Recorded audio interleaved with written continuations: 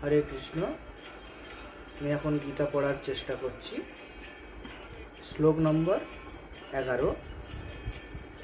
অয়নেষু চ সর্বেষু যথা ভাগম অবস্থিতা ভীষ্মম এব বিরক্ষন্ত ভবন্ত সর্ব এবহি। অনুবাদ: এখন আপনারা সকলে সেনাব্যূহের প্রবেশপথে নিজ নিজ কৌশলগত অবস্থানে স্থিত হয়ে পিতামহ ভীষ্মকে সর্বোত্তভাবে সহায়তা প্রদান করুন। শ্লোক 12। তস্য সঞ্জয় নয়ন হর্ষম কুরু বৃদ্ধ পিতামহ সিংহনাদম বিনোদত্বৈ শঙ্খম দধ্বম প্রতাপবান।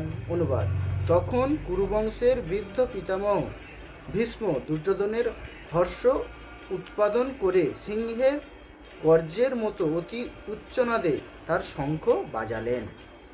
শ্লোক 13। তত শঙ্খাশ্চ ভেজশ্চ প্রণবানক গোমুখা সহ শৈবা অভ্যহন্যন্ত সশব্দস্ত মূলহ ভবৎ। অনুবাদ: তারপর শঙ্খ, ভেরি, প্রণব ও আনক, ঢাক এবং সিংহাসমূহ হঠাৎ একত্রে ধ্বনিত হওয়ার ফলে এক তুমুল শব্দের সৃষ্টি হয়েছিল। শ্লোক 14। তত শ্বেতৈ হয়ৈ যুক্তে মহতি সান্দনে স্থিত মাধব পাণ্ডবশ্চৈব বিদ্যৌ শঙ্খ প্রদধ্বম তু।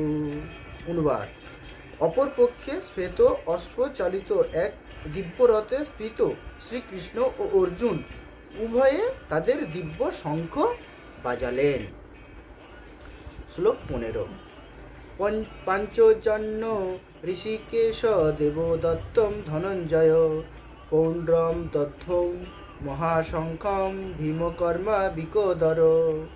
অনুবাদ: শ্রীকৃষ্ণ তার পাঞ্চজন্য নামক শঙ্খ বাজালেন, অর্জুন বাজালেন তার দেবদত্ত নামক শঙ্খ এবং ভীমকর্মা ও অতিভোজী ভীমসেন বাজালেন পৌণ্ড্র নামক তার বিশাল শঙ্খ। শ্লোক 16 থেকে 18।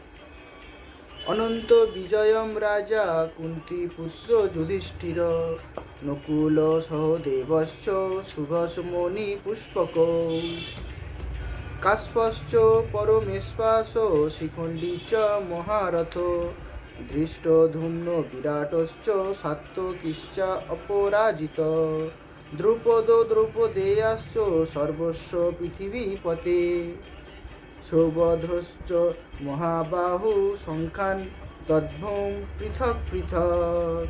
অনুবাদ: কুন্তিপুত্র মহারাজ যুধিষ্ঠির অনন্ত বিজয় নামক শঙ্খ বাজালেন এবং নকুল ও সহদেব বাজালেন সুঘোষ ও মণিপুষ্পক নামক শঙ্খ।